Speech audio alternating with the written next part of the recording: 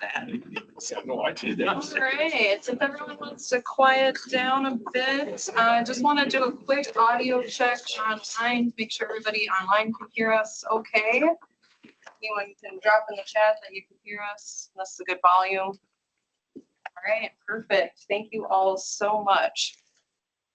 All right, welcome all to the Wisconsin Next Gen 911 outreach session. This is our second session here in the state, really wanting to talk about our Next Gen 911 transition to the AT&T EZNet, as well as the broader Next Gen 911 initiative across the state for those that are on other Next Gen 911 systems. For those that don't know me, my name is Jessica Jimenez. I'm the Next Gen 911 Program Manager for the Department of Military Affairs, Office of Emergency Communications. And I just want to first thank you all again for joining us here up in the Northwoods, Lincoln County. Thank you, Tyler, for graciously volunteering this facility. It is a beautiful day here as well. So glad to finally visit up north in the middle of summer versus the middle of winter. It is certainly far better in my opinion. And thank you again for letting us come up here for our outreach session. Also, a special thank you to everyone on the phone for joining in and listening. I know travel can be difficult, especially during the summer months when everyone is attending festivals, fairs, and as public safety, a lot of times you all are supporting that. So just want to say thank you again for taking the time to listen into this presentation. So as I mentioned, my name is Jessica Jimenez. I will be going through the agenda and then doing some quick introductions for our other presenters here today. For this session, as I mentioned, we wanted to start planning some statewide outreach sessions across this year because this is probably our most ambitious year for how we want to get all of our PSAPs that have signed up for the AT&T EZNet live on that network. We've been in this process for a number of years now, and so I think progress has really picked up this year and into next year, and we felt this was the appropriate time to really get out and about with the PSAPs and GIS and other stakeholders that are involved in this very important initiative. So today we'll start with introductions and then a couple of repeat topics here. I like to cover kind of what is Next Gen 911 and the Next Gen 911 program at Department of Military Affairs. I'll touch on that briefly since we did cover that on the last session. There's a recording for that session back in April in Boston, Wisconsin, Juneau County. So thank you all that were able to attend that. A lot of information will be sort of reiterating here, but then a couple of new topics. So I'll start with that Next Gen 911 program overview. Grant Growalski, our grant specialist, was unable to make it today, so I'll be covering a little bit about our state grant programs that are available for application this year, as well as some frequently asked questions on the application process that we've been getting. And then we'll switch gears into some GIS topics and a demo of our dashboard. We do have Zach here. I'll let him introduce himself in a second, but he was gracious enough to be able to provide some information on the GIS side of things for this meeting as well. And then we've invited AT&T to also provide updates on where they're at with their implementation, especially as a lot of PSAPs are going through their operational readiness testing and go live process this year. We want to make sure that we're reiterating how to prepare for that and some of the things that you'll be expecting as part of that process, lessons learned that we've heard from those across the state. Speaking of lessons learned, we did have volunteers. I did ask them to speak. So I just want to say thank you to Lori from Vilas County and Daniel from Sauk County, who will be providing some feedback on their experiences and lessons learned as part of their go live process over the last couple of months. And then we will switch into more post go live activities, sort of what to expect once you've implemented the EZNet. I'm unfortunately sad to say you are not done once you're connected to the EZNet. There are other things that are involved as we're moving forward as part of this process. AT&T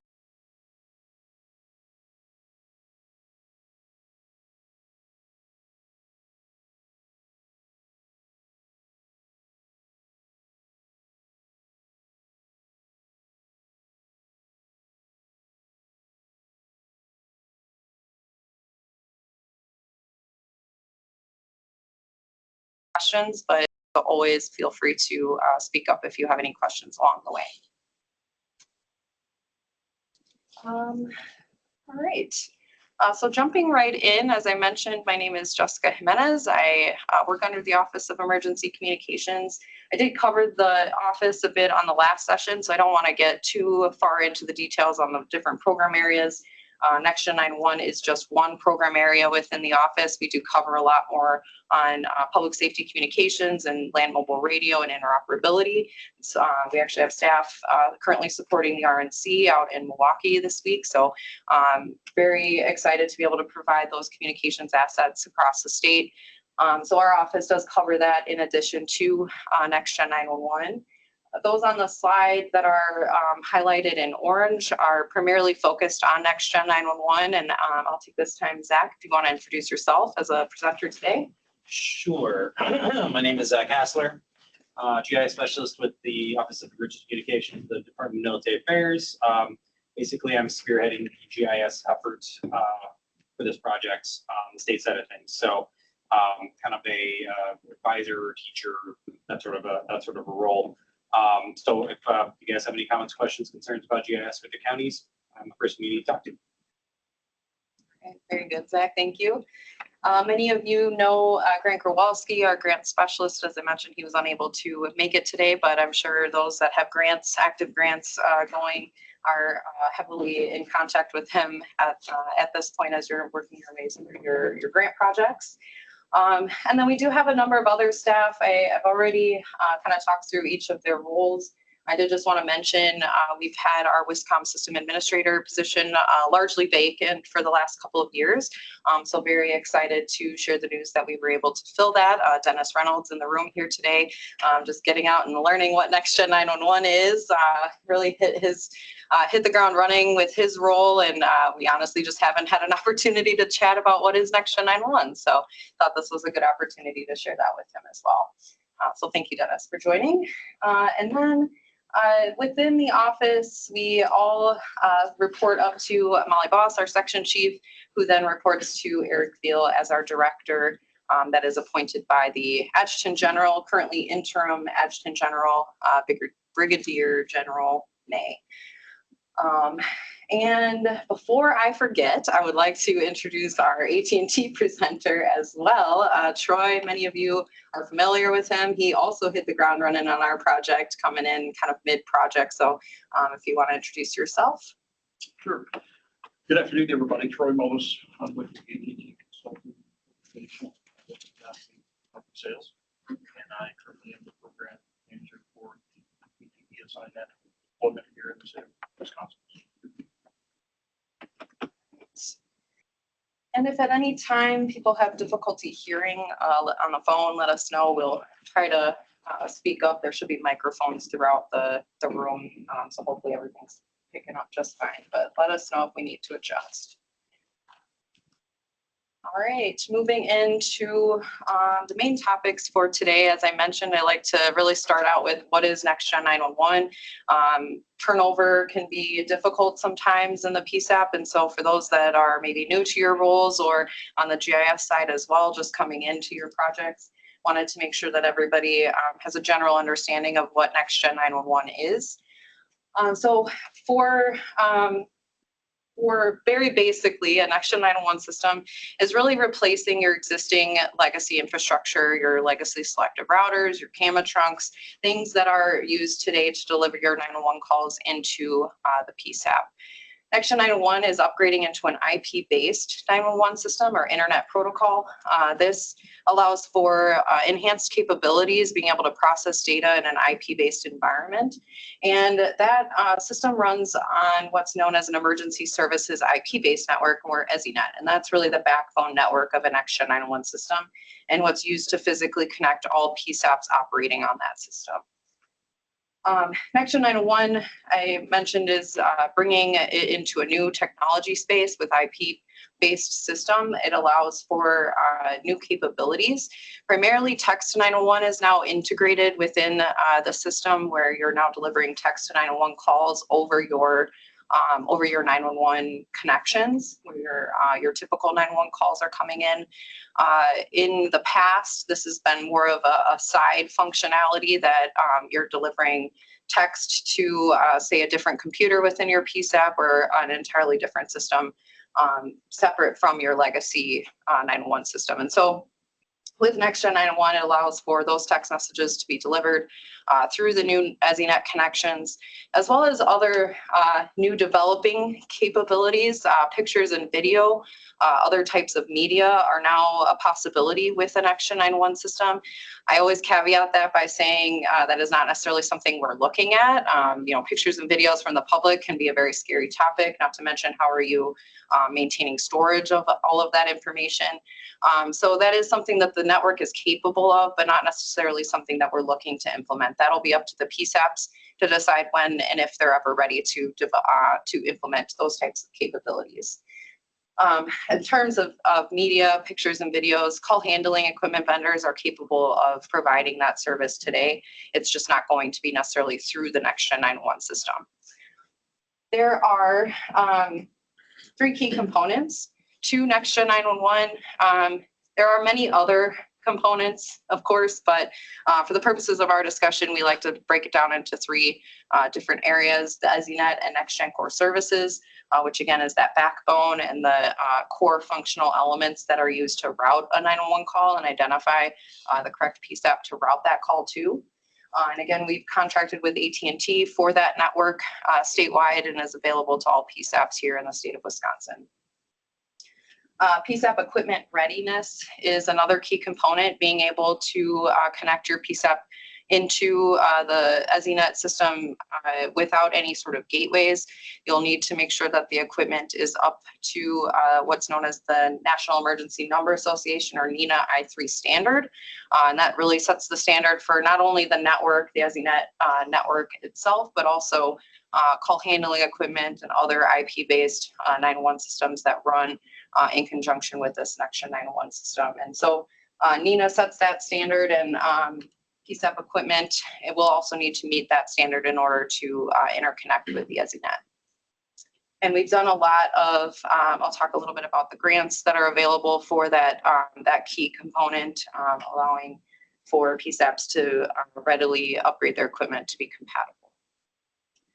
And lastly, the standardized GIS data, that is really think the data that goes into your mapping systems. Oftentimes use it, if not always use it, for your CAD systems. Well, now it's used in your 911 call routing system, or the EZNet. And that's used to really identify from the caller's device where the caller is located and which PSAP it should be routed to, hopefully mitigating issues with misroutes where PSAPs are maybe getting calls that don't necessarily belong to them and have to transfer them out to another PSAP. So that GIS data really helps mitigate those types of issues in the NextGen 911 system. And as I mentioned, the NENA I3 standard also includes a data model for the standardized GIS data as well. And we do have grants available for GIS, as well as a couple of other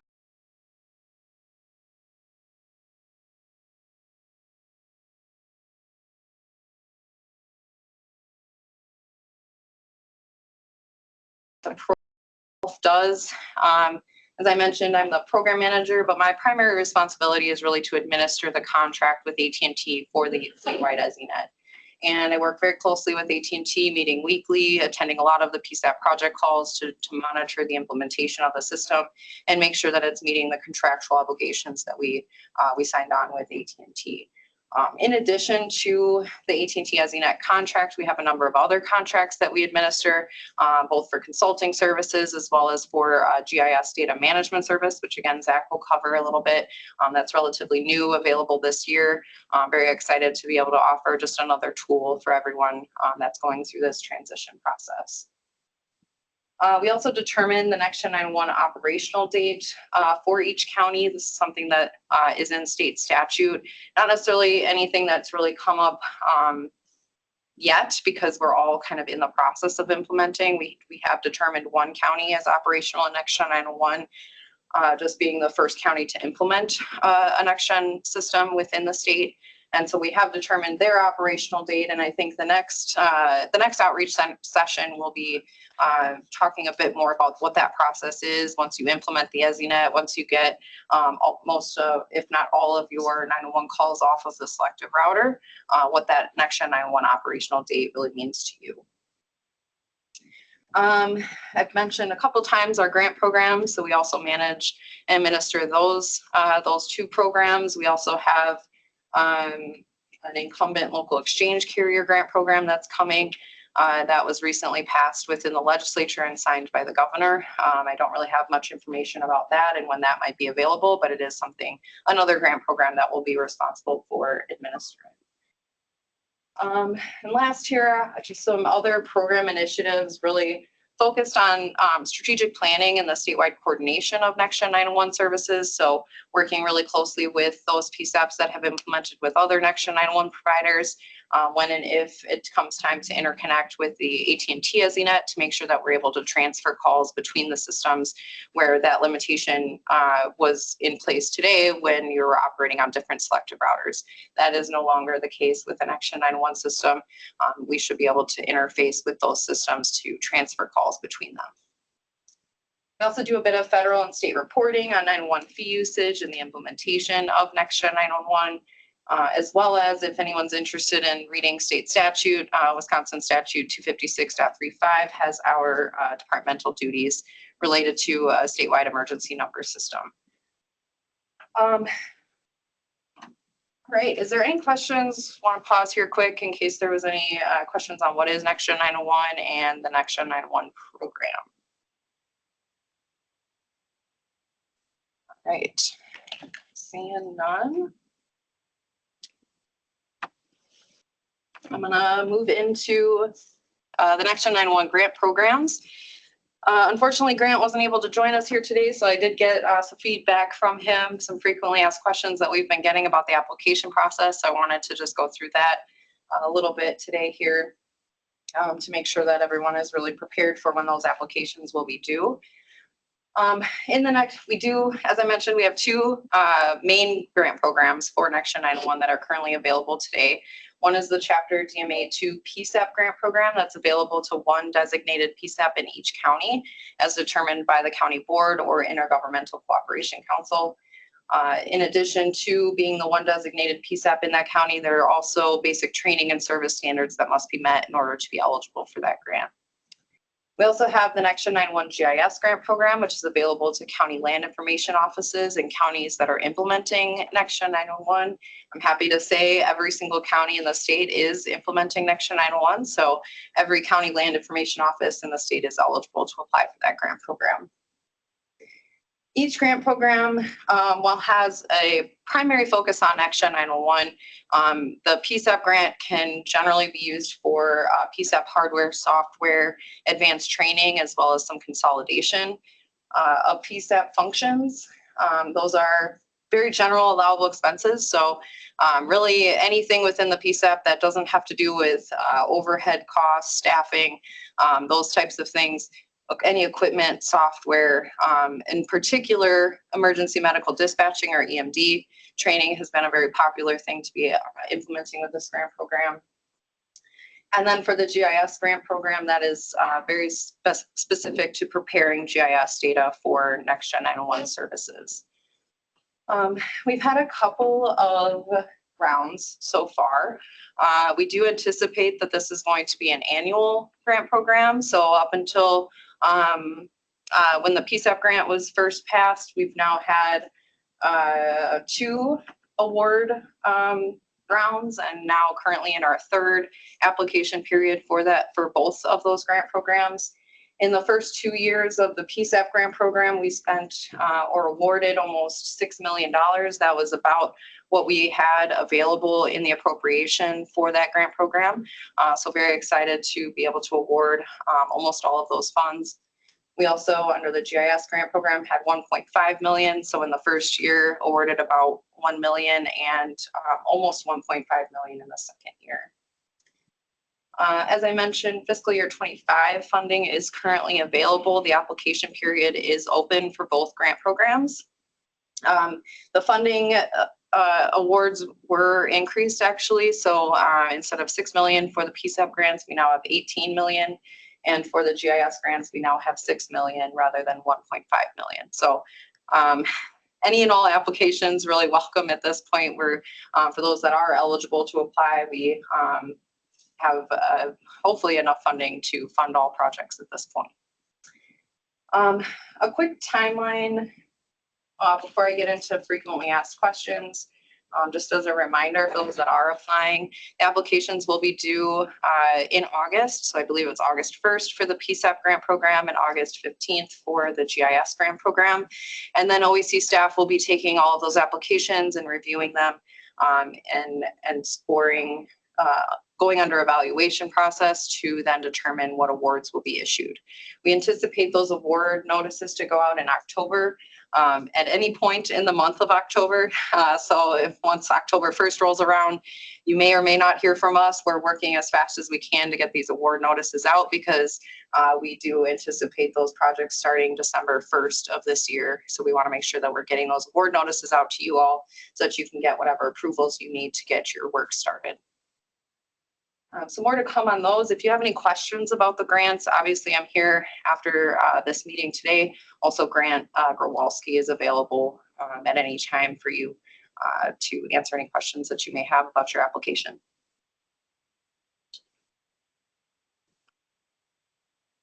All right. My last topic here for the first half of this presentation, I wanted to go through some frequently asked questions. I know these don't apply to everyone, but I did just want to make sure that we were covering these because we as always get quite a few questions during the application process. So just want to make sure that we're giving everyone the same information that we're giving the people that are asking those questions. Many of these apply to either grant program or both grant programs. So I'll try to mention which ones are applying to which grant programs as I go through them. So the first one, can I use the same designated PSAP documentation I submitted last year? So that is for the PSAP grant program specifically. As I mentioned, only one designated PSAP in each county is eligible to apply. So yes, you can use the same designated PSAP documentation so long as this the county board resolution was developed specifically for this grant program. Many of you may have been around for the wireless PSAP grants under Public Service Commission. That was a separate grant program, and so we do need a new county board resolution for this new grant program, but you can reuse that same resolution year over year as you're applying. Where can I find the standards compliance certificate for the PSAP grant?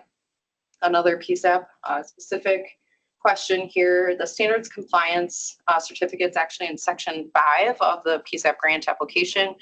There's a number of check boxes that you'll want to either check yes or no if they apply to you. We do need all of those questions answered on the standard certificate form because that's what we use to determine eligibility for the grants. That's really just certifying that you meet the basic training and service standards at the time of your application and that you'll maintain them throughout the grant program as well, the grant period. Jessica, how many counties or how many PSAPs do we have not meeting that requirement right now? We've heard of a couple, I think specifically the 2 telecommunicator requirement. There is where there are staffing concerns or difficulty hiring.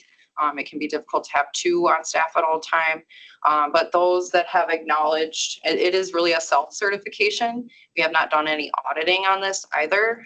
So for those that have self-identified, I don't know that they've applied. And for those that do check no for certain requirements, we do follow up just to verify whether or not they meet those requirements. And more often than not, it was just a mistake on the form. So.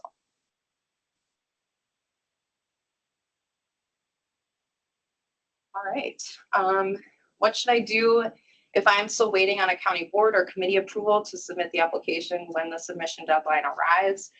This is often the case when a county needs approval in order to submit an application to the state or a federal application for grants.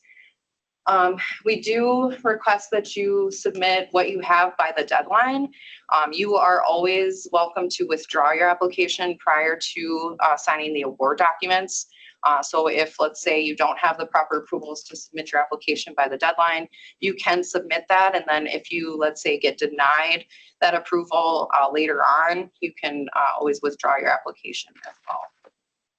Understanding that county boards and committees meet at different times, it's hard to coordinate that across 72 counties.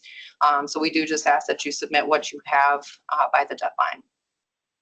And you can always submit more information following the deadline if needed. What if you, and that's just wanted to mention, that's for both grant programs, both the PSAP and GIS. What if we have not received all quotes for our projects before the submission deadline? So similar to the last one, in this case, it may impact your score because we're looking at how complete is your budget? Are you, did you submit the quotes with that budget to justify kind of what those costs are? So it may impact your score, but applicants should still submit what you have by the deadline, because we can't consider any applications after that deadline. So even if you don't have all of your materials, let's say you only get 5 out of 10 of the quotes that you need, submit what you have, and then you can submit quotes later if you receive them after the deadline. And then for those items that you don't have official quotes on, we do suggest that you provide estimates for what that cost might be. And then we can always adjust that once you get the formal quote. But really using those quotes to help build your budget and again, validate what items that we're awarding funds to. So try your best, but because of PSAP sharing common vendors and then these applications kind of opening up at the same time, we're really pulling on a lot of vendor resources to pull together those quotes. So totally understand if there may be some delay in gathering that information. We did try to extend the application process this year more than a month, so that gave everybody more time to collect those quotes as well.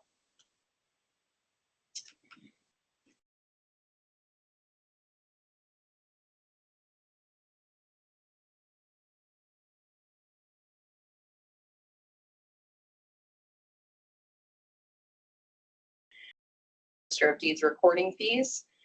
So for those that are heavily involved in the Wisconsin Land Information Program, there are recording fees where portions of those fees are sent on to DOA to fund the WLIP grant program. There is a portion of those fees that are retained at the local level. And at that point, we consider that a local source of funding. So you can use the locally retained portion of that recording fee as your local match. But any portion that funnels through the WLIP through grants cannot be used as a local source of match, because it then becomes state funds in our finances interpretation of how that works. So more than happy to answer questions about that. If you have feedback on how that works, please let us know. That's just our general understanding of how that recording fee is administered. These last two apply to both grant programs. Should I follow the local or state's procurement and purchasing policy? You should follow your local procurement and purchasing policy if one exists. Your finance department or contract specialist, whoever you work with in your county or PSAP to sign contracts, that is likely the person that's going to know if you have a purchasing policy. If you don't have a purchasing policy, we do ask that we do require that you follow the state's procurement rules, and those can be found in state statute. And again, you'll likely want to check with your finance in order to determine what those processes are. And last, when can and should we start our projects? No work can be started prior to December 1st, 2024. So we are issuing those awards in October, and that between October and December is when you should be getting your signatory officials to sign off on the award documents and submitting those back to OEC. And then come December 1st, you can begin your projects. I did just want to mention, you can work on getting contracts in place. You can start your procurement process, all of that before December 1st, but no physical work. So installing the equipment, doing work on the data, getting an assessment performed, all of that must occur after that December 1st date. All right, I believe that is the last frequently asked question. So I'll pause here, see if there's any other questions on the grant program. Yes. For documentation of pertaining like the PSAP grant, when people get consoles added, you guys want an inventory, are they, like the part numbers, are that good enough, or do you guys actually need the physical serial number of each console? So whatever, if there's like an asset tag, whatever can be used to identify that piece of equipment when we go to audit. There's some auditing rules for equipment that's over 5,000. So when and if we ever audit that, we just want to be able to identify what that piece of equipment is in the back room, whatever tag number, serial number, any form of identification. So if you have one point line. I didn't catch that. Yeah, can you check the? Could you possibly repost the questions? We will be sending out the slides and a recording of this. So we will definitely get those out to those that are on the Teams meeting. I think Teams will give me a attendee list and I can use those email addresses in there. So, and then they will be posted online, I believe, at some point in our OAC website. So yes, those will be available. Great. I don't think there's any more questions in the chat. Oh, can I repeat that? Repeat the question. Which one? He asked in the room probably about Oh, the Yeah, basically. question. Okay, the question in the room was about what type of identification could be on the equipment that's being purchased with the grants in order to fill out the inventory report that we require as part of the closeout process. And so the answer was that it doesn't have to be necessarily like an asset tag or anything. It just has to be something that we can use to identify the equipment.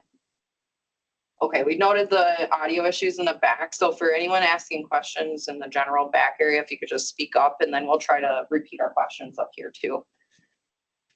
Thank you. All right. Well, good afternoon. Again, I'm Zach Hassler. I'm a GIS specialist with the OEC. So I've got a few comments here about the GIS part of this program. Start off with, just to reintroduce and just make people a little more aware, we do have a statewide GIS data services management services contract with GeoCom. We signed that late last year, and they've been working with us since January, and have been doing really a great job. Their management services so the OEC is funding that, paying for that, taking care of that, and these services are available to all the PSAPs and counties that are submitting data for NG911. So this is going to be no cost out of your pocket. This is just it's coming out of our pocket, and the services are for you. And the services include NG911 QA and QC data review using the GeoCom GIS Data Hub. And that does include an alley comparison prior to the EGDMS or Intrado alley comparison, as long as an alley is provided. That also includes GIS Data Hub training, as the GIS Data Hub from GeoCom will become your primary portal for submitting data once you've signed on with for their services for this project and into the future. They're actually signed on for at least five years to service our contract.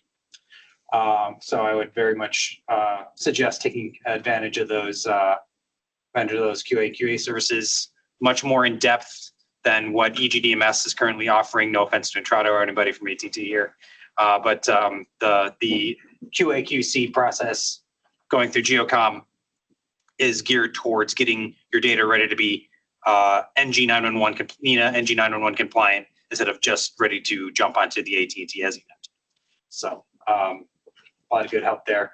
Along with that, they're going to provide a one-on-one QA call to kind of get you started once your data has been processed. Basically, once you submitted either some of your layers or all your layers, you will get a one-on-one call with Jessica Fry or Becky Norden or another member of the GeoCom team who is an expert in NG911, GIS for NG911. And we'll kind of go through all of your errors in your error report and kind of give you an idea, tips and tricks on how to get things fixed up and ready to go a little bit more. And then also ongoing expertise expert help anytime you need. You can email them anytime you need to get a question, comment, concern. Along with that, they've helped us, are aggregating a standardized statewide NG911 GIS data set. That includes all the required layers. Basically, the idea is once you've submitted your PSAP or county's data to GeoCom and GIS Data Hub, they will take, and once it's all cleaned up, ready to go, ready to get put into work into the EZNet, it'll be added to the standardized aggregated data set, which basically be eventually a statewide data set of all the layers, your provisioning boundaries, PSAP boundaries, fire law, EMS, road center lines, and site ad, well, no longer site address point. That's going to be taken out due to a recent issue with state law. But this is the idea behind this is to provide the counties and the PSAPs an ability to help each other out and share data more freely. It helps us all de-silo our data, which, as we all know, that's a big deal in GIS. It'll be a really great source for road center lines, especially that we can get across the state and be able to do our own analysis and maybe have uses beyond just NG911. So that's a real exciting thing we're working on. And we've also updated the NG911 GIS data standards and best practices document that happened over the springtime over a series of meetings. I see some familiar faces that would have been involved in that project here today. And that's to bring it up to the latest NENA NG911 standards, the National Emergency Number Association NG911 standards that have been just recently updated. And we also added in some new best practices to just help you guys along, give you some good ideas what to do in certain situations. And that has also come along with a update to the NG911 data template file geodatabase. And last but not least, and we'll be demoing this in a little bit, is they've created a web-based project status map, which we should be actually putting out there, I'd say in the next week or so, if not even sooner. It's pretty much got all the kinks worked out. We're just kind of giving it that last little look over to make sure we're happy. So a lot of good stuff happening there. Next slide, or do you do it? Oh. Press that button. And then hit the right. At the right. Ah, look at that. Okay. Newfangled technology. I did want to speak briefly about how things have been going with the NG911 GIS data. For the most part, counties are doing a good job getting their data together. We have the usual hiccups, particularly with alley comparisons. We do have some paths forward to work on that that we've talked about in other calls. I did want to briefly touch on boundary edge matching or between different PSAPs and counties as far as their provisioning boundaries go. This continues to be a stumbling block. We knew it was going to be a stumbling block from day one. We knew it was going to be a stumbling block going forward. But just to kind of touch back on a few different things that we need to keep in mind. A lot of times these are this is caused by differences in coordinate systems. We're seeing very, very small gaps or overlaps, a couple 100 feet. We're seeing stuff as small as 1.5 feet, less than a foot. And it is getting tagged by the EGDMS QA system because they only have very low tolerances for error, and they should be tried to clean up as much as possible. We are routing emergency calls with this data at the end of the day, but a lot of times it's caused by these small little coordinate systems, or maybe small slight differences in practice. Maybe one county uses a PLSS. These are the PLSS points to put exactly where they want to put their boundaries. Others do things a little bit differently. It just kind of depends. So our greatest tool for this problem continues to be communication. Working with your neighbors, talking to your different counties, getting a cup of coffee. Hey, I'm more than happy to set up calls and get everybody online and get screenshots going and share screens and figuring all this out, if that's what it's going to take. And we've had a lot of those kinds of calls. So, I just want to continue to encourage you guys to keep working together, keep talking to your counties, keep it friendly, and keep it going like that. GeoCom has been helpful with this effort. We kind of put out a blast a few weeks ago asking if your NG911 data wasn't quite ready to be submitted to GeoCom, but you had a provisioning boundary that was pretty solid, to go ahead and submit that provisioning boundary. Even if you weren't quite ready to sign up for the services, please supply them with a provisioning boundary so they can add that to their provisioning boundary layer and start doing a little more QA/QC with that. That has already been very helpful. A lot of you folks have already submitted that layer to us, to GeoCom. So thank you very much for that. Please keep that up. Yeah, that's been real helpful with kind of helping them with their QA QC process to try to catch this stuff. And one more thing I wanted to touch on is that there is a quick way to do projection transformations in your Esri software. You don't have to reproject layers and things like that. You could just kind of set it up in settings to see.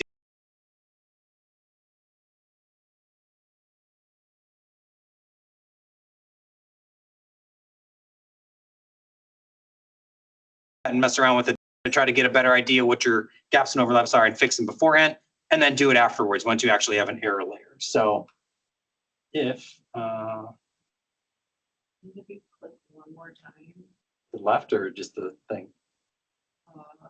to advance the slide and Okay, play the video. there it goes. And then this is just a quick little video showing how that little function works. You can see how there's still a gap and overlap, and I make the second transformation, pops it over, and now you can, adjust the boundaries to make it work out. So with that, I think we're supposed to have oh, nope, we have a quick demo, of course. I forget about that. Allison, do you want to try to pop out really quick? Yeah, we're gonna switch screens quick so that we can pull up the demo of the website.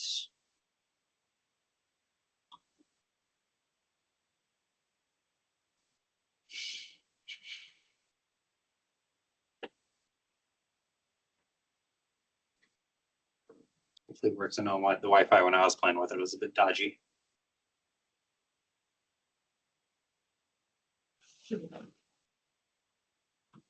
There it is. Okay. So I'm pretty sure this is what the status map is going to look like that we're going to be releasing here in a little bit. Of course, the end goal with this project is to turn the entire state of Wisconsin green, one way or another, either hatched or just kind of that lime green. Elton, would you just click on one of the counties, maybe, I don't know, Manitowoc or whoever? You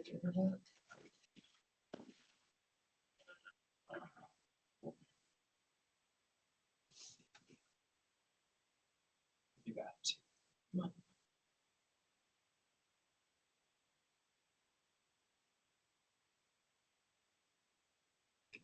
And this is just kind of a standard ArcGIS Online app, as you might see it in other applications. But we're just kind of giving some really fundamental information. We're telling you who the responding PSAP name is, the responsible PSAP name is. Some real quick information about their dates when they did ORT, when they go live. If you went over to a active project, say here in Monroe, it gives you a little bit, that's to be arranged, to be decided. That's kind of what the status map is. It's nothing too complicated, just giving you the information you need to kind of know where everybody is. We also have a GIS status map. Come on, internet.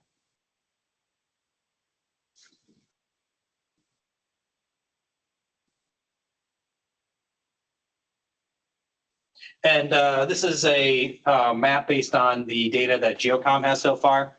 The counties in green are folks that have submitted data so far. Counties in gray, haven't got around to it yet. That's okay.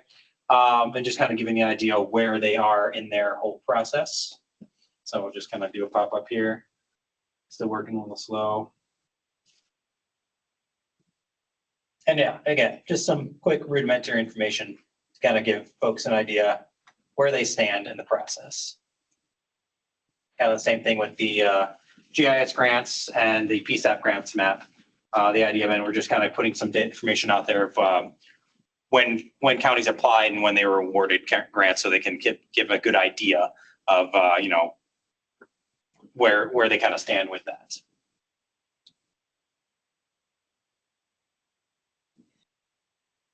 Slow. AT&T, we're going to get fiber up here at some point, right? Exactly. All right. Well, that was the entirety of my comments about GIS on the project so far. Any comments, questions, or concerns? Did a question. Okay. A second. First one. Zach, I know I asked recently, but are there any updates with georeferencing MSAG data with Geocom. John Grimes. Geo-referencing They're data. GIS based, I'm saying. Oh, yeah. We are continuing to work on that. We actually did identify possible workflow with AT&T and Geocom recently for counties that are coming from a legacy NG9 or 911 provider that is not AT&T. That has not been entirely worked out and finalized yet, but we're kind of working on that.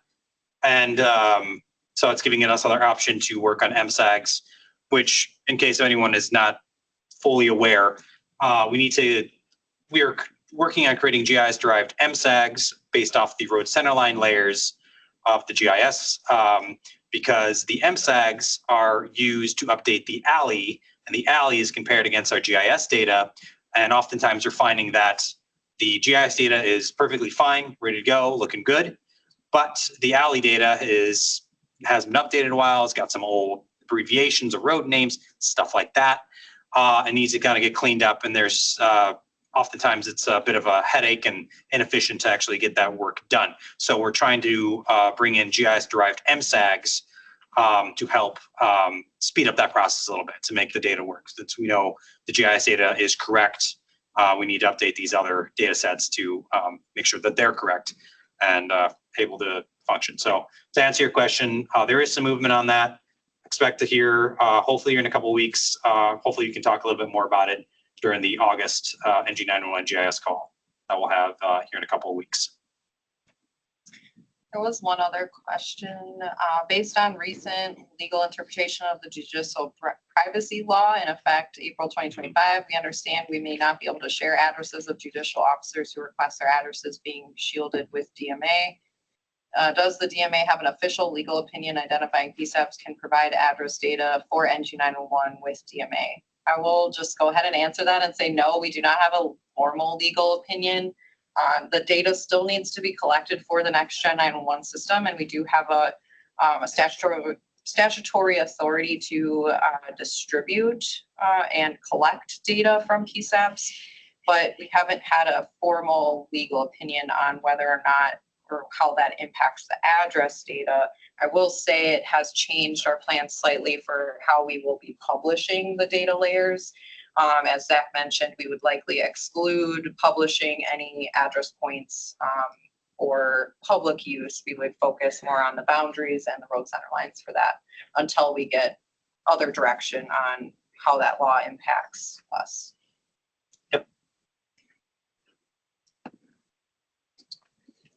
Okay, so when you publish the data, like how far off are you from having a statewide aggregate data set that you can publish? Okay.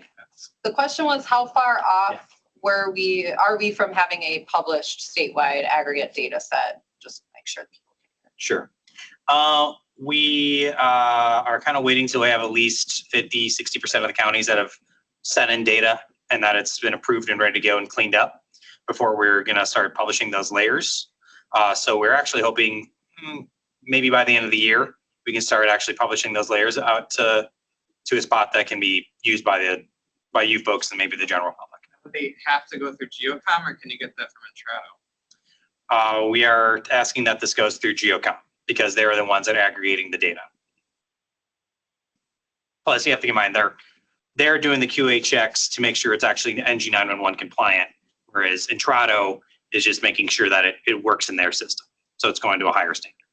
I think I can speak for a lot of county GIS people where that would be a huge benefit because I have to aggregate my surrounding counties' data sets for CAD.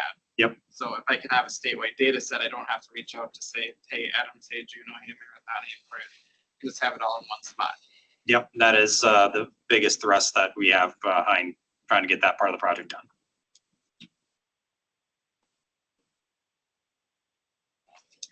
Before we move on, I did just want to mention about the dashboard. As Zach mentioned, we're still finishing up a couple of final details. Our intent would be to distribute the link to our stakeholder list when it's ready. I hope that will be actually with the recording and the slides from this session.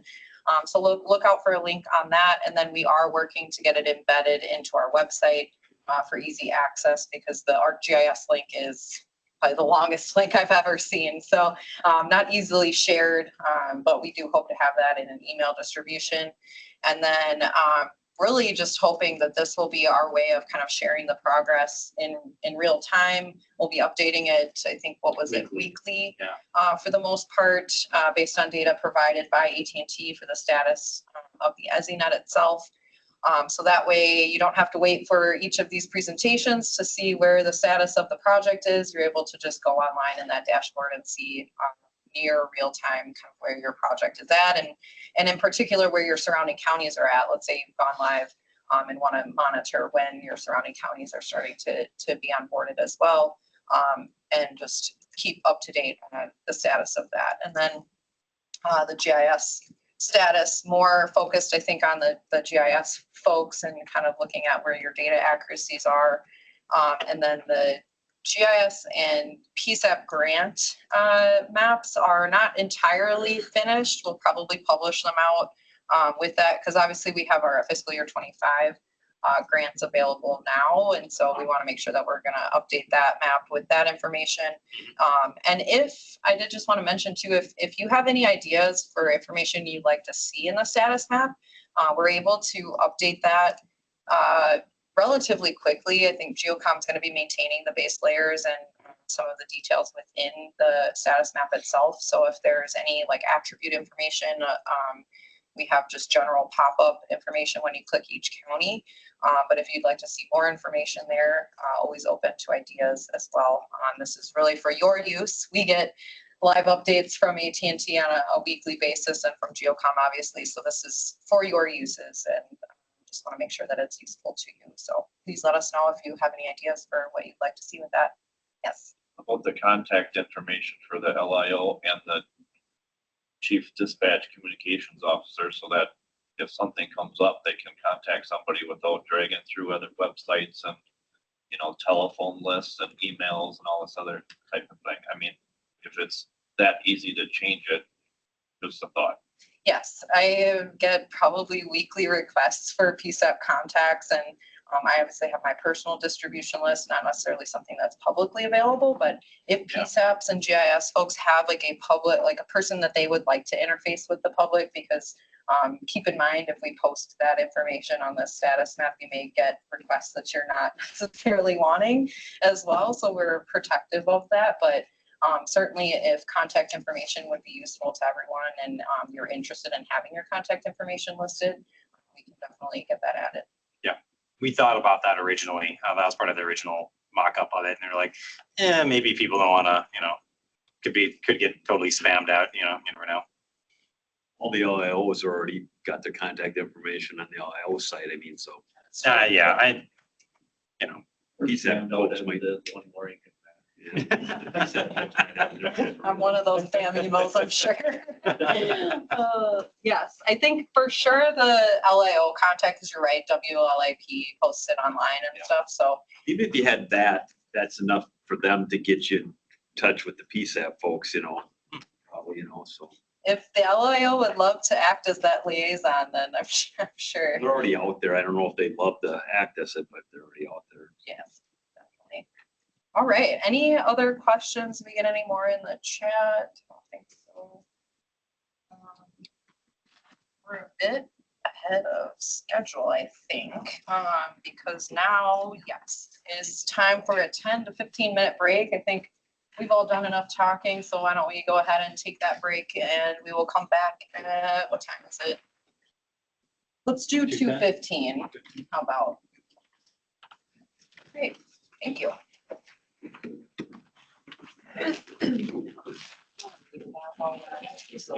Reduce feedback for people.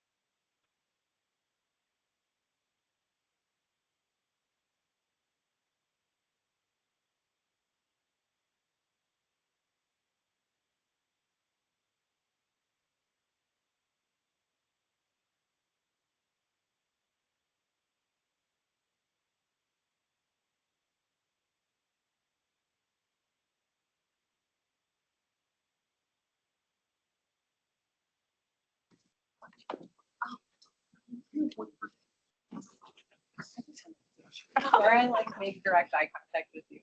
I don't know, we'll say that. And then Daniel's on the phone, so I think we'll have. All right, hopefully people are coming back virtually. I know the room is starting to take their seats. So we may or may not end a bit early today, but that's okay. I'm sure it's a beautiful day outside. Everybody's willing to go appreciate the sun for a little while. So next up, we're gonna switch gears. The first half was more focused on Office of Emergency Communications. The second half will be more focused on the AT&T EZNet implementation and some of the progress we're being made there. So with that, I think I am going to hand it directly off to Troy, our next speaker.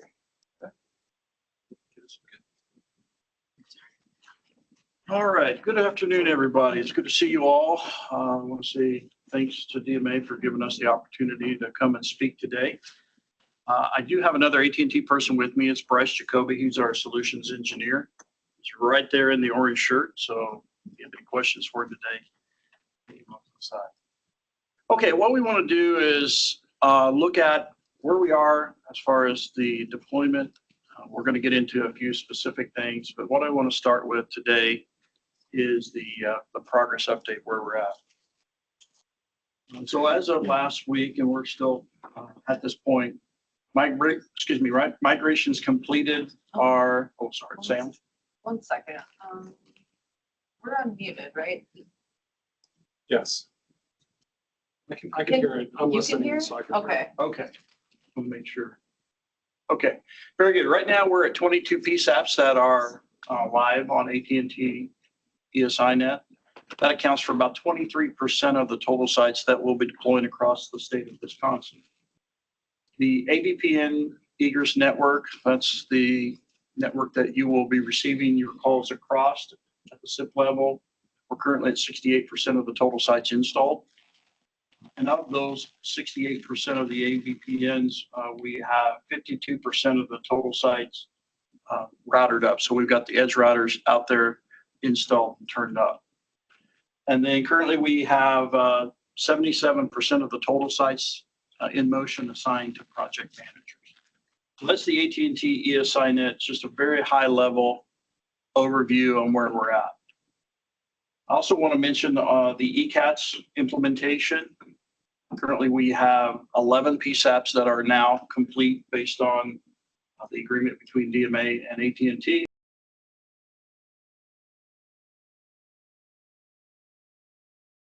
Devices installed. So these are the interface devices that interface with your CPE that collect the data and allow the ECATS application to process and display the information. We're currently around 17% of the total sites awaiting CDR connectivity, and that's the call detail records connectivity that would hook directly to the RDDMs. And then we're around 14% of total sites being tested right now that have their connectivity installed. That's ECATS. That's the ECATS update overall. All right, so a little bit about the actual AT&T ESINet implementation update. Jessica talked a little bit about the grants. So sites with grant award dates, we try and prioritize the go live dates in regards to when their grants are due. We've added some additional escalation resources to help drive our AVPN scaling in regards to delivery of the AVPN circuits. Excuse me, Zach mentioned a lot about the GIS and GeoComm. And now GeoComm is now available for GIS onboarding via EGDMS, which is our ESINet portal. That's been a huge help. It's been really helpful. Yeah, it's been really helpful in helping PSAPs basically get to the final stage and being able to go live. So it's been a really big help. We're looking for an additional 20 plus PSAPs to go live by the end of this year. We're working with that daily, weekly, try and get folks set up and kept this year. So we would say long-term planning still recommended for all deployment resources and deliverables. So When we start interfacing with you guys and gals, with your PSAPs, have that long-term plan to start talking to your, any vendors that might be involved in your deployment. Your long-term call, recorders, your CPE, your CAD vendors, all of those folks.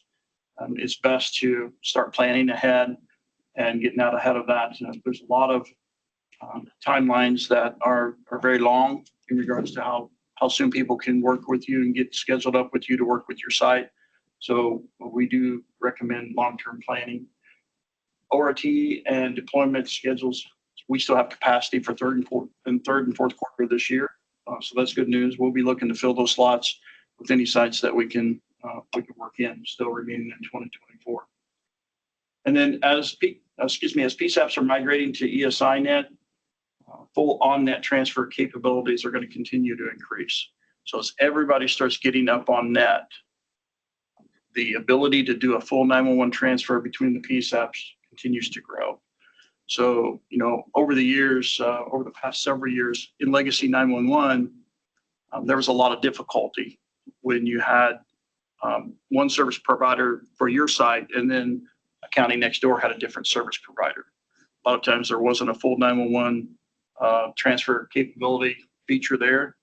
And that had to do a lot with the different selective routers and a lot of the old legacy trunking that would have to be established and paid for and all of those different things.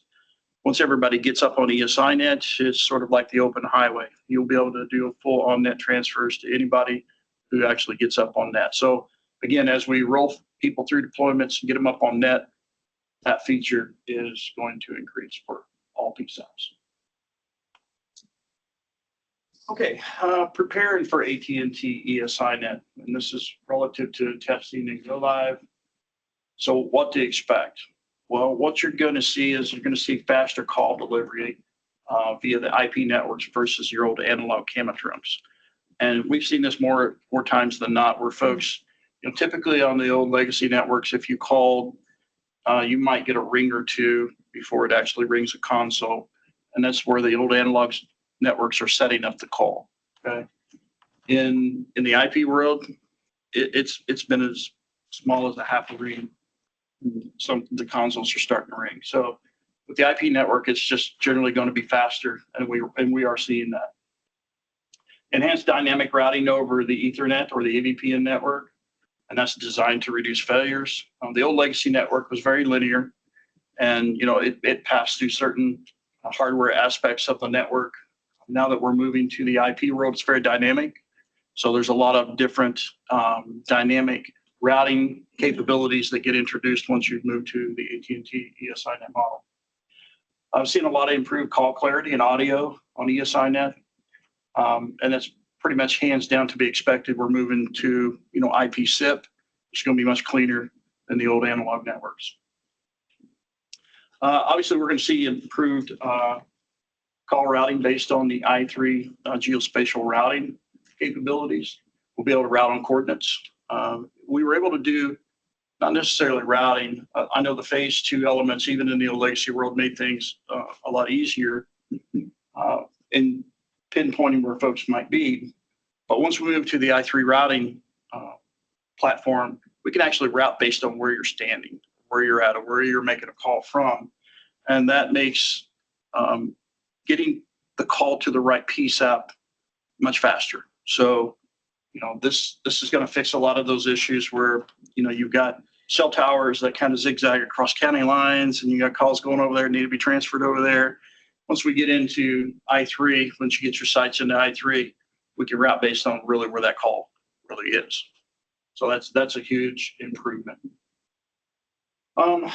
So when you're moving to AT&T ESINet, you're working through all of the testing and all of those different things.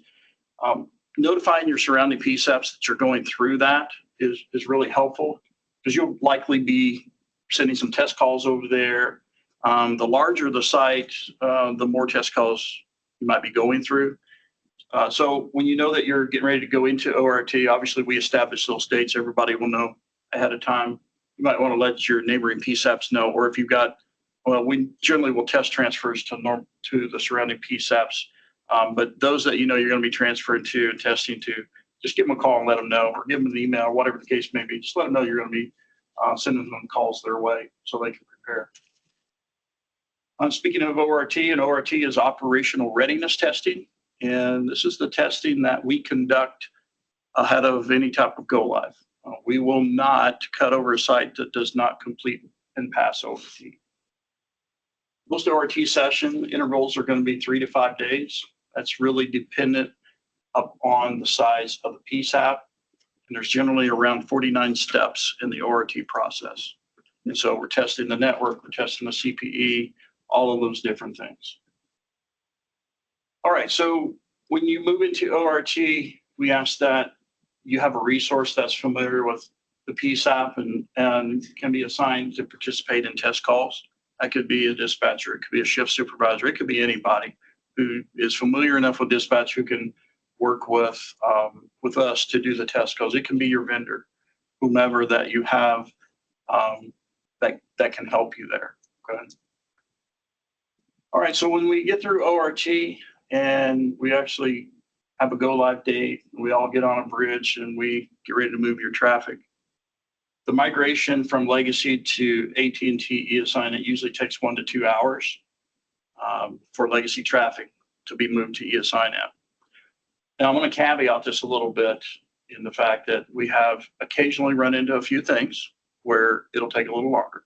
And typically what we find is something might have changed between ORT and the go live that needs to be addressed. Something is not, something is, there's a circuit issue or there's a CPE issue, whatever the case may be. And we have to stop and resolve that before we complete the cut. At this point, we really haven't had to roll anybody back in a cutover. We just worked the problems and been able to continue with the cutover. Okay, so we talked a little bit about transfers. And so some off-net transfers may be limited to PSTN, or basically 10-digit numbers, until everybody gets on net. So a great example of that is if you're a Frontier PSAP today, or you're a Lumen PSAP, or you're a Brightspeed PSAP, and you move to AT&T eAssignNet, chances are you're going to have to go to a 10-digit transfer for those sites who still remain back on those selective routers until we get them all moved on net. Okay, because once we move those PSAPs onto AT&T eAssignNet, all of the alley records and everything get migrated. So even if a call came back, if you were able to transfer a call back, there would be no alley available because those providers will no longer have the alley records. Okay. So typically we just cut to the chase and we'll send those calls to a 10-digit number until everybody can get on that. As those PSAPs, your neighboring PSAPs, whomever might have been back on that router, get on net, the full 911 capability for transfers comes into play. If you're an AT&T PSAP in the legacy world, you've got neighbors that are on the AT&T legacy world, your transfers will still work because we're still sharing those records at the AT&T level. Okay. Before you move on, Sure. I did just want to mention, so as we've been having PSAPs kind of go through the testing process, we do test transfers to your neighboring PSAPs, but tests from your neighboring PSAPs back into your center are not always tested. So when you're notifying your neighboring PSAPs about your upcoming ORT and go live events, also make sure you're mentioning that your neighboring PSAP may need to work with their call handling vendor or their 911 service provider to upgrade or to update their transfer list so that the transfers back to your center still work, because now you're operating on a different network. The old star code that was associated with your center will no longer work. So just make sure that you're working with your neighboring PSAPs so that they're aware that they need to check their transfer lists once you go live. Absolutely. That's a great point. Okay. Oops. Oh, that's right. All right. So before we move into kind of what happens after we go live, we did just want to take a moment to have a couple of PSAPs share their experiences with going live on the AT&T EZNet. I do have Lori in the room as well as Daniel from Sauk County on the line. Daniel, if you wanted to go first. Hopefully you're still at your desk and listening. But we did ask them to provide just some feedback, experiences that they've gone through as they were going live with the system, lessons learned, things they had to do with working with their vendors to upgrade anything in their systems. I know CAD is a big thing when you're bringing in new types of data with the network and being able to then map it properly into CAD. So Daniel, if you're able to hear us and want to share your thoughts on how the process went and some lessons learned. Absolutely. Thank you, Jessica. Can you guys hear me okay? Yes. Okay. So we went live back in April. So we've been on the ESINet for almost 3 months. Overall, we got the grant back in 2023 for that transition. All worked very well.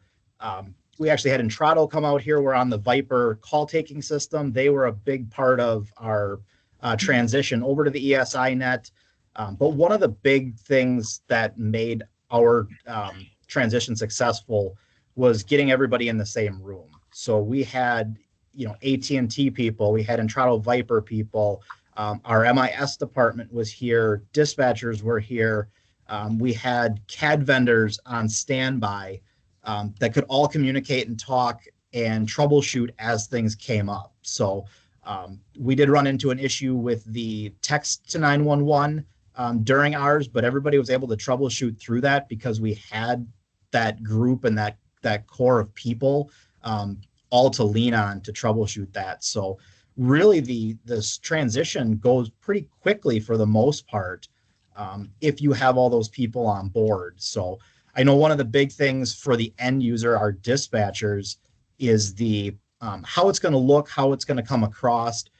So having Entrado there to troubleshoot with, one of the big things you'll see when the calls come in now, you no longer have that phase 1, phase 2.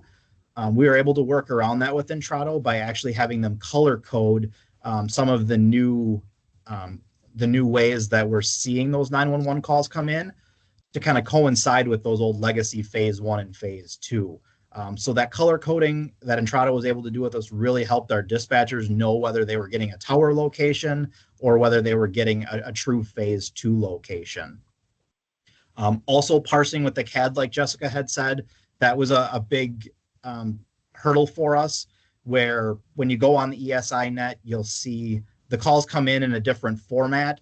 So you've got to work with your CAD company to make sure that transitions into the CAD correctly. We use Central Square Pro Suite. We had their experts online. It took a couple days with all the different types of calls that were here, but we were able to troubleshoot that with them and actually gather more information coming into our CAD now than we originally had. So those were a couple of lessons learned. The big thing is just make friends with your GIS department, your MIS department, and have all of those people standing by, whether they're there physically or online to troubleshoot through things. But Troy's team at AT&T was just phenomenal that day. Our Entrado techs were great. And of course, Jessica, you and your team were there to help that project too. So that was our experience, and we've been loving it so far. The 911 transfers with the people live on the net, getting that alley data from your neighboring PSAPs has been incredible. So that was our experience. Very good, Daniel. Thank you for sharing. Do you have those were a lot of the good experiences. What are the biggest changes I think that your dispatchers are seeing after going live? Besides calls. Yes. So obviously we did see the way the calls come in are a lot different, but that color coding has helped. As Troy alluded to, we have seen faster call times. For those of you guys using Rapid SOS, the portal or the paid version, a lot of you guys probably noticed that you're getting a ping on Rapid SOS long before your phones are ringing in your PSAP. We've seen that timeline between the two drastically decrease. So our phone is actually ringing now a lot closer to when that Rapid SOS pings because they're using the same technologies. Very good. Any questions for Daniel? Just want to thank you again for taking the time to share your experiences with us. I know you're using Entrado, so keeping that in mind with the call handling system, your experiences between call handling vendors may be different. So do you have anything else you want to add, or anybody else have any questions for Daniel? All right, hearing none. Thank you, Daniel. Appreciate you joining us. And then we also have Lori from Vilas County here in the room with us. She was gracious enough to be able to share some of her experiences, wanting to especially bring in a perspective from a different part of the state as well as different vendors. So Lori, what are your experiences? Well, we also worked with Toronto. They answered all my questions, which I probably asked way more questions than any other person because I came in the middle of the project. They were great. When we finally did go live, I have to speak up a little. oh, all the people that were on the call to do the ORT testing, they answered all of my questions, which I didn't understand a lot of what they were saying because I'm not on the technical side of it. They did great. Our EZNet, because of our call handling system right now, is not as fast as it was, but we're working on it. Our rapid SOS is faster. Our ECAT system is great. I like that a lot. And we did have to check with our recording system because of how many text messages we get. We had to get more IP licensing for our recording system because of those. That was one of the things that I didn't realize until after we had gone live. Yeah, that is a good point. Something we've heard is making sure you're involving your recording vendor because the IP licensing will be very important to be able to record those new IP calls. And then for those that didn't hear, she did enjoy, she's enjoying ECATS, the reporting system. Very happy to hear about that. I know there's been some difficulties with the capabilities and getting the reports to feed properly into that system. I'll talk a little bit about that, but very excited to hear that. And I have heard some feedback about calls coming in a little slower than your old system. And I don't know if Troy, you're able to speak on that. I know we've been troubleshooting a little bit with Oneida County as well. They've experienced something similar. If not the calls themselves, it's actually the alley data seems to be coming in a little slower. But I believe they've been working with their call handling vendor on that as well.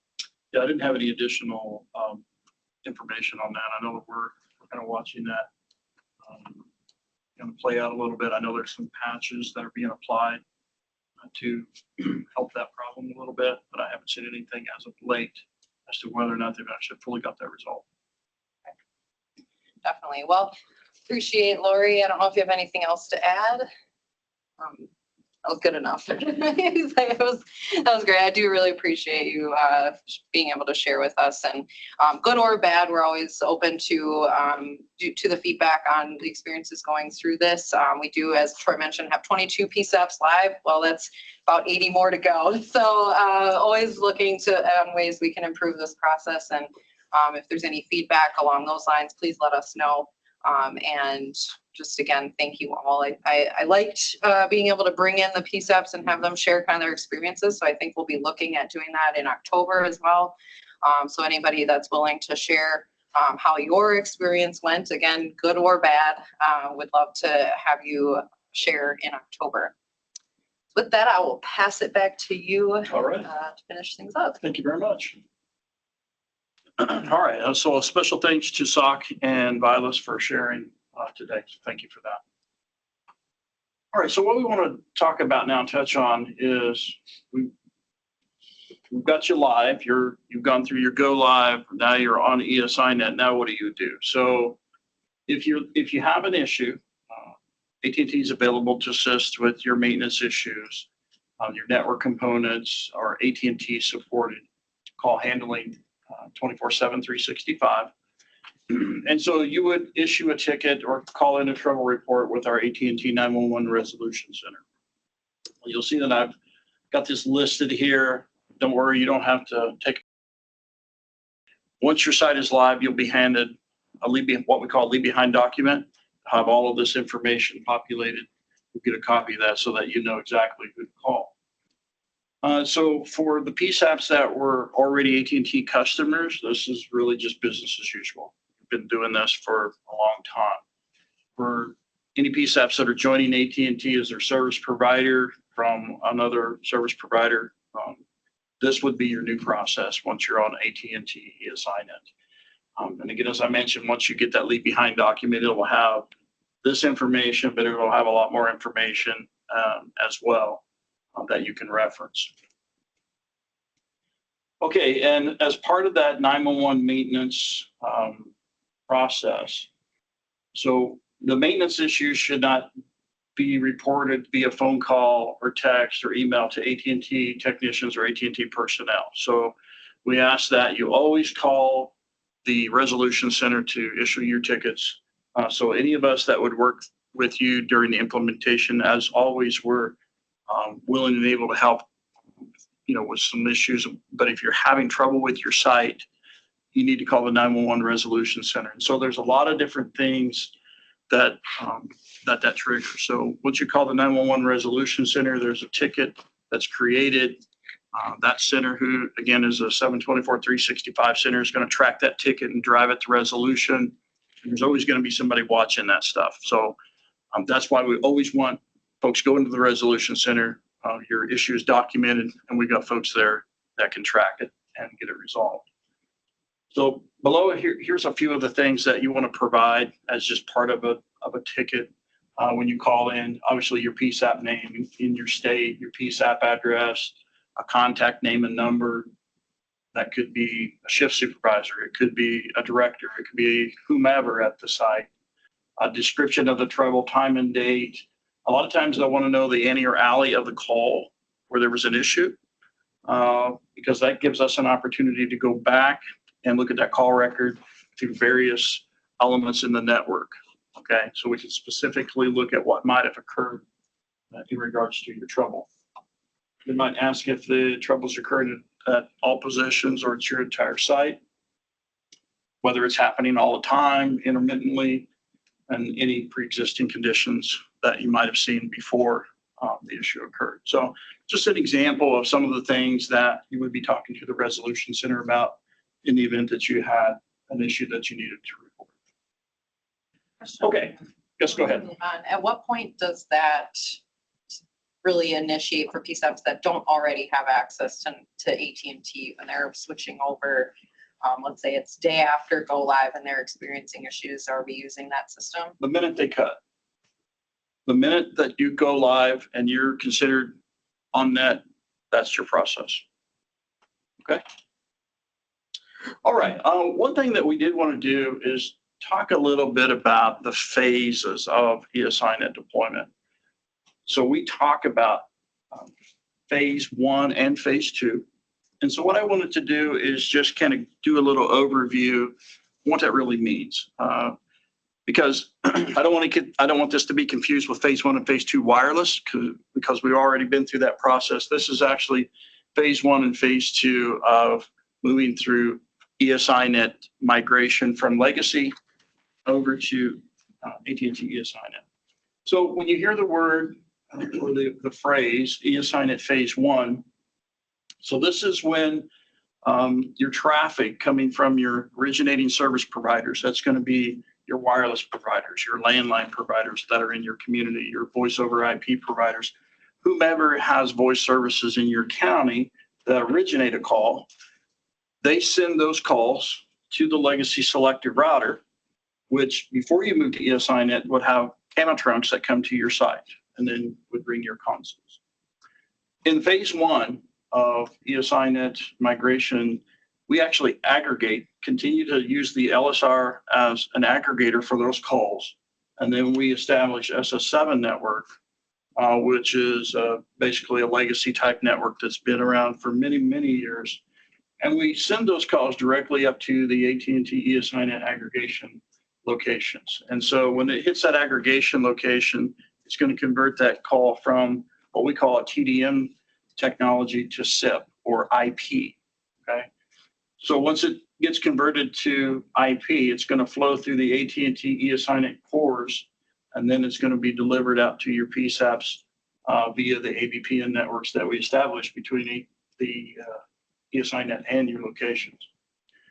So that's what phase 1 means. Phase 1, if you think about it, it's just going to be using that LSR as an aggregator.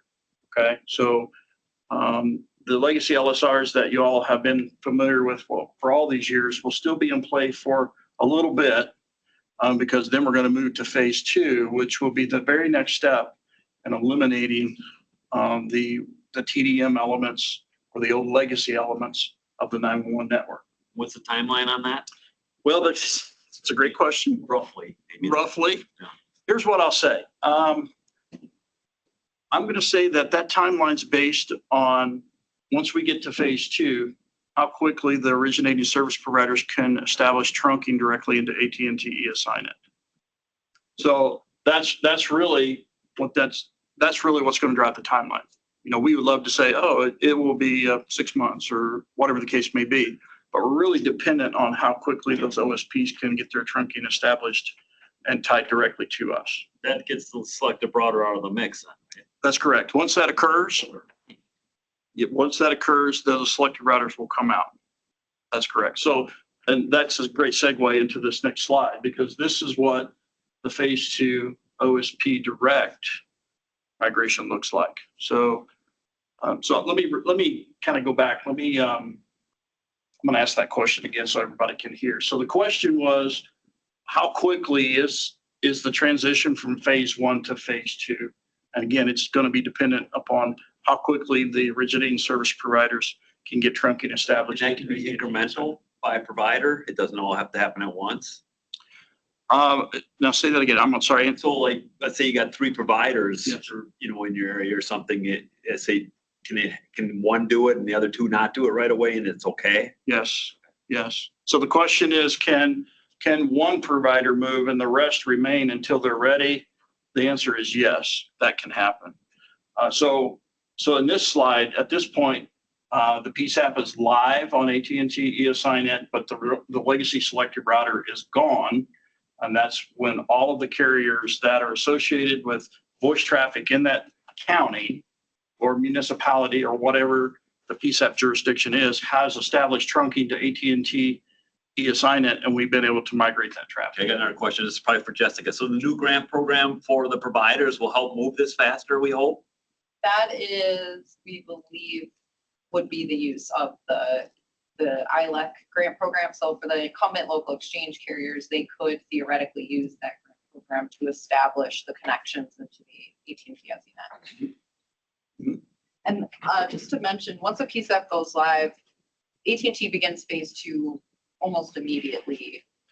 Yeah, I would say, so based on, our resources and that sort of thing, we start looking at phase 2. Now we will likely be looking at phase 2 on a few PSAPs kind of in a priority list of sorts based on the legacy selective routers and the condition that they're in.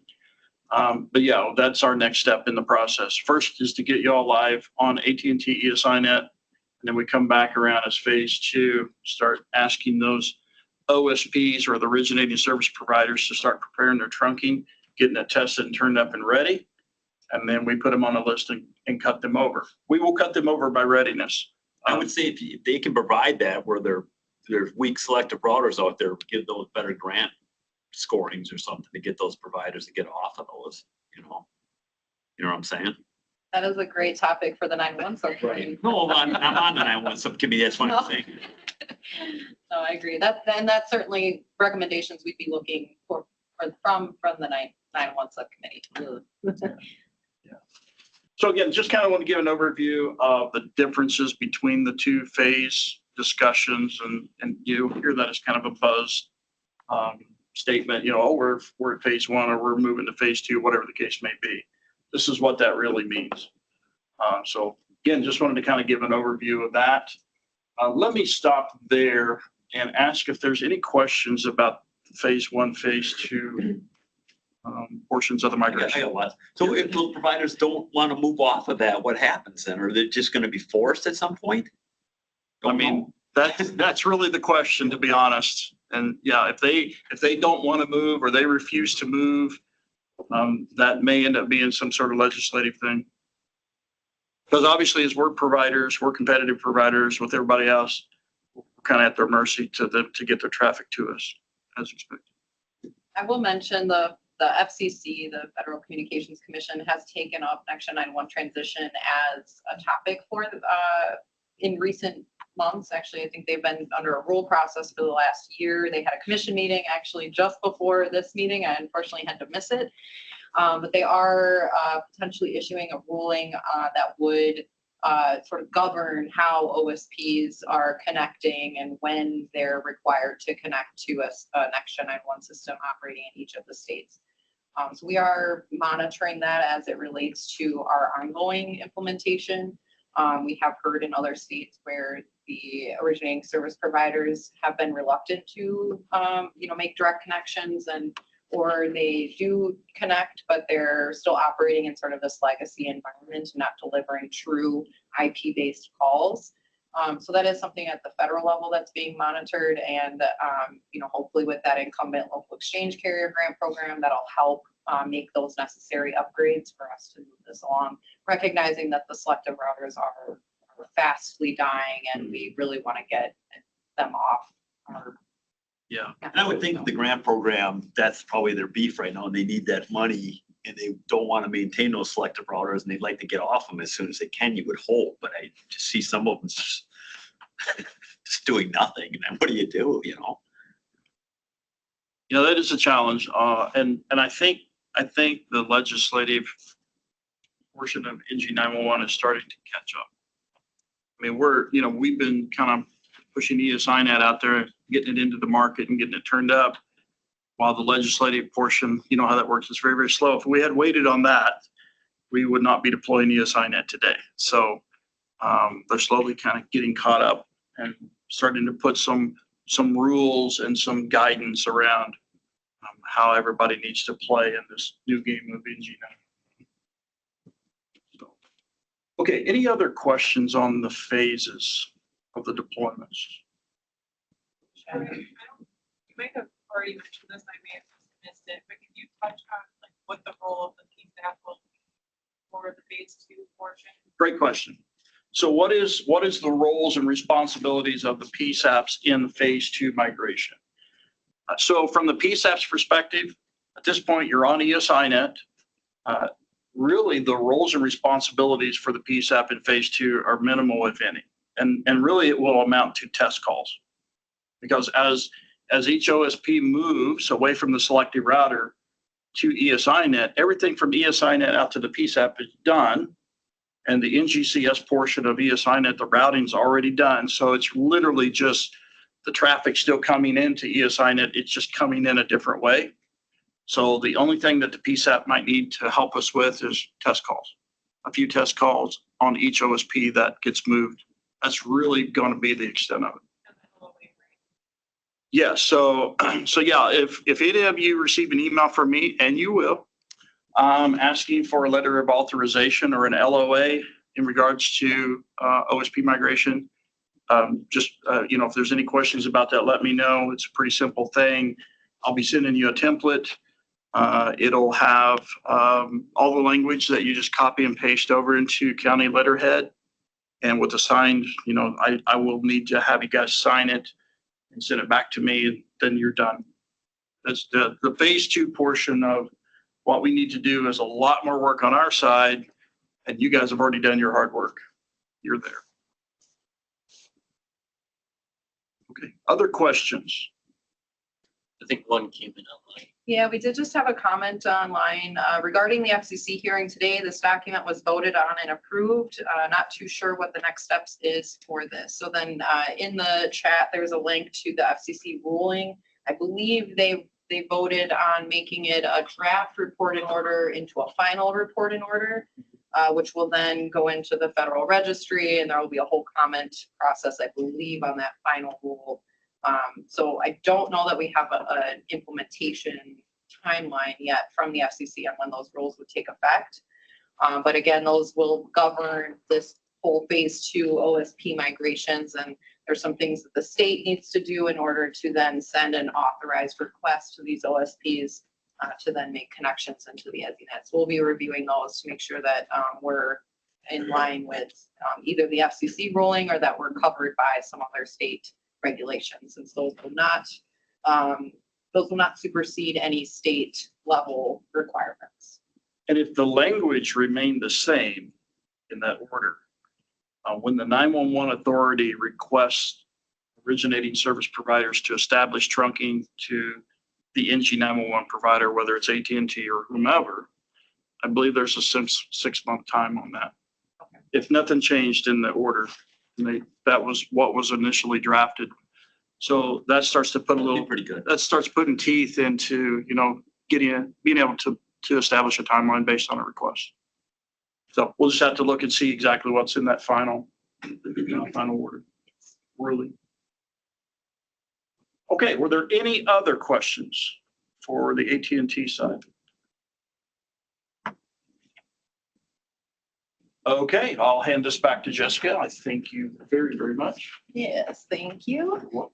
Last topic for today, just wanted to cover a little bit about the statewide ECATS reporting system. Since we haven't really talked too much about this, our focus has been primarily on the EZNet and GIS data. And so now just wanted to reiterate what is also available through the AT&T EZNet contract, as well as a separate contract we have with Intrado, is access to the emergency call tracking system, or ECATS.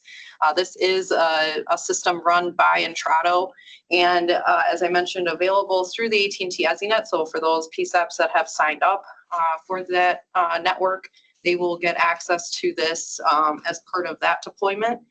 There is a possibility that you could get access to it prior to your EZNet deployment. We haven't had, I believe, any PSAPs yet take advantage of that, but I think that's due to limitations in not wanting to necessarily deploy on the old system and then have to redeploy on the new system. So as part of the statewide ECATS reporting system, as I mentioned, it's open to all. It has a couple of different types of reports available within the system. MIS standard reporting, so that's typically the call reporting that you'll get likely from your call handling equipment vendor already. That it will now also be available in ECATS. Things like call summaries, calls per hour. It'll go through your PSAP answering and ring times if you're interested in monitoring those with your dispatchers. Top busiest hours and call transfer count. So how many times have you transferred calls within a set time frame? You can also set, in addition to the MIS reports, I think all of the other reports, you can set a timer each week for when it's automatically supplying you with a report for a specific time frame. So I know a lot of dispatch supervisors might be interested in that if you're continually monitoring, the health of your network each week, or how your dispatchers are operating on the network. That information could be available to you through that system. If you have text to 911, there's also text to 911 reporting within that system. You will also get access to a module known as the wireless routing analytics. So this really takes the tower sites within your jurisdiction and analyzes how calls are being routed within each cell sector. So if there is a particular sector that's being that is misrouting quite often, maybe picking up location and routing a call to the wrong jurisdiction, you're constantly having to transfer calls back. It helps you analyze where those transfers are maybe getting held up or misrouted. In Next-Gen 911, that won't be as relevant because now we're using the GIS data to route calls. But until we're in a full i3 platform, that will help analyze any calls that are still routed through the old means. For the PSAPs that are on the AT&T EZNet, you'll also get access to the i3 reports. This is a little more network focused. So if you're interested in looking at how the network functional elements are operating, this is a good way to get reports on your location validation logging. Really looking at how the network is validating location, as well as EZNet to PSAP call delivery. All of that is available in the ECATS system, as well as you'll get access to the customer management portal with AT&T, which will also give you some insights into the network itself. And last but not least, I think the most exciting thing that I'm looking forward to with the ECATS system is our dashboard, which will provide a visual display of near real-time call activity within the state of Wisconsin. All PSAPs will be visualized on that dashboard, so you can really look at your neighbors. If there's a big spike in calls going into your neighbors, you can likely assume that there's probably a big incident, and you can maybe start preparing for mutual aid requests, those types of things. So really hopefully giving more situational awareness across the state, and of course the health of the 911 system. If you see a bunch of PSAPs out, obviously you can probably be safe to assume that there are some issues going on with the network. But again, just really gives you that situational awareness to know if any of your neighboring PSAPs are out. From the state's perspective, it'll help us really monitor the health of the system and making sure that things are operating as expected and as we have agreed to under the contract. As far as the state level reporting, we will get access to the reports that are going through ECATS. I will not be, if we, let's say, get a public request for these reports, I will not be supplying these to the public. These are your records, these are your calls that are coming into the system. And so all of those public records requests will be forwarded on to whoever originated that call. However, the state will be using the system to provide aggregate state level reporting for those federal and state reports that I had mentioned. Call volume annually is something that we have not been able to report historically. So it'll be really nice to see kind of how many 911 calls are made annually and start to see trends year over year as we report to both the federal and state governments.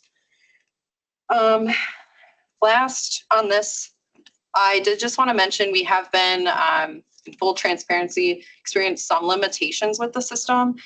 Particularly, I think when we've talked about kind of the different data that's coming in from your legacy system versus the NENA i3 and the data that's coming in with the EZNet is typically parsed differently, is processed differently. And so there are some changes that need to be made both on the call handling side and sometimes on the ECAT side to make sure that we're able to process that data properly within the ECAT system. So it really is vendor dependent, sometimes just depending on what PSAP is using, what vendor, and what is supplying the data. So we are troubleshooting that, or we know that there are call handling vendors that are troubleshooting that to make sure that the system is operating properly. And so for those that do have some limitations to the reporting, you will likely receive limited training in ECATS. And then once we are able to stand up the full system, AT&T and Entrada will come back and train you fully. Likely it will be just a select number of reports that are impacted, as well as the dashboard. We just, for some reason, with how the data is coming in with certain vendors and the CDR feed, the dashboard is not operating properly. So once that is figured out, though, it will be available to all PSAPs, and we hope that eventually it will become useful for everyone that's on the system, as well as anyone using other next-gen 911 providers. It'll give you some insights into the health of the other systems and the PSAPs that you interact with. Last couple of things here is just a quick reminder on some of the things that we'll be needing for the ECAT system to make sure that we're ready when you go into your ORT and go live for activating the ECATs. Really, does your PSAP have any upcoming CPE upgrades? It's really something that you're already working with your AT&T project manager on. They should be aware if you're having any upgrades going on, because that will really drive your EZNet project. But it will also drive how and when ECATS is going to install their equipment as well. If you're going through a major upgrade, they'll likely not implement their data collectors until you're finished with that upgrade, just because the configuration changes. It doesn't make sense to go out and configure things on your old system and then have to reconfigure them on the new system. Will your PSAP need ECATS data collectors at multiple locations due to your CPE configuration? So this is really relevant if you operate more than one site, or if you operate on like a host remote setup. It really drives where ECATS places those data collectors, or RDDNs is what they call them. I don't know what that stands for, but it is essentially the equipment that they put in your back room that is feeding into the ECAT system. So it's really dependent on how your PSAP is configured. Typically, your IT department will be a good resource to identify where the equipment will need to be located within your server room. Active CDR handoff, that's the call detail record handoff from your CPA vendor prior to ORT. This is helpful to get in place as soon as possible because the ECATS does have some testing and things that they need to do on their end once that CDR is established, so that they're able to ensure that the system is operating as intended. So the sooner you get that established, the better, so that ECATS can come in and configure their information on their equipment. Similar to that, the IP port forwarding information requested by ECATS, this is going to be so that they can get remote access to do troubleshooting on their equipment. That'll typically come from your IT department because it will have network IP information so that they can have an internet connection and a VPN into their equipment to do any troubleshooting that is needed.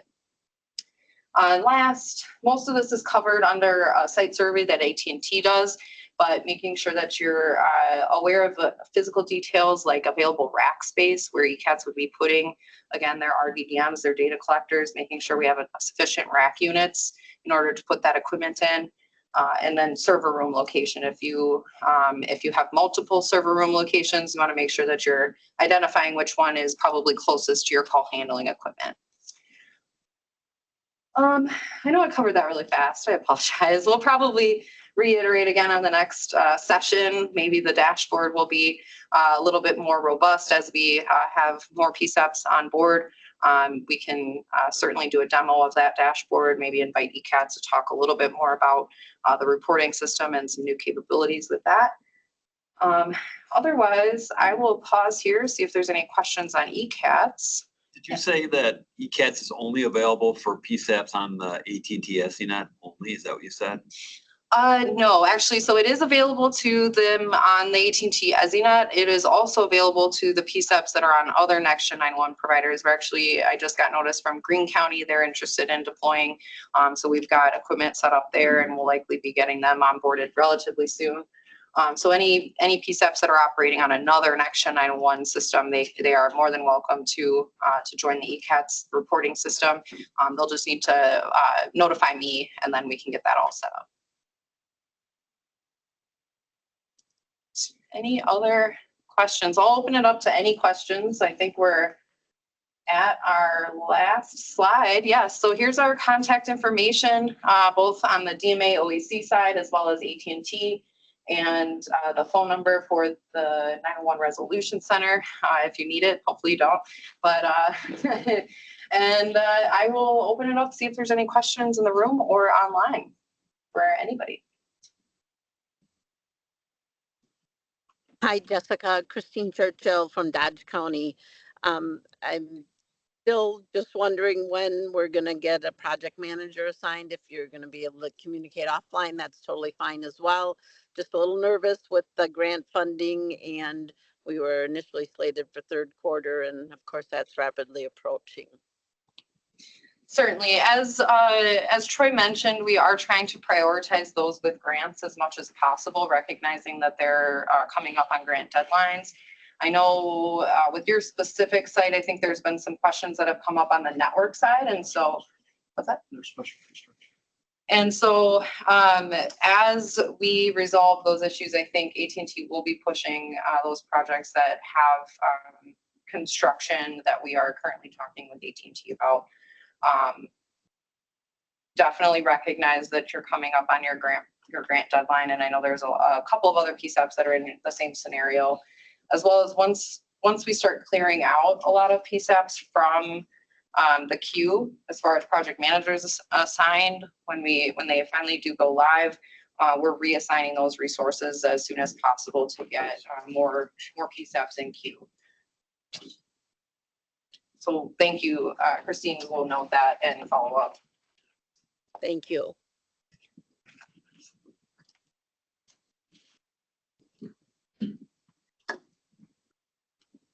Any other questions? I don't know if anything in the chat.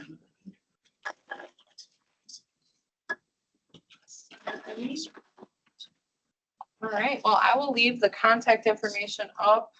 Just wanted to, again, thank you everyone for joining us here today and those on the phone.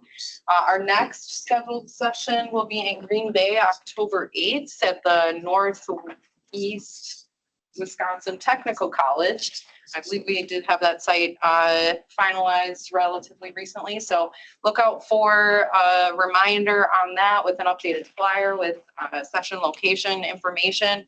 And if you are interested in attending, please make sure that you RSVP.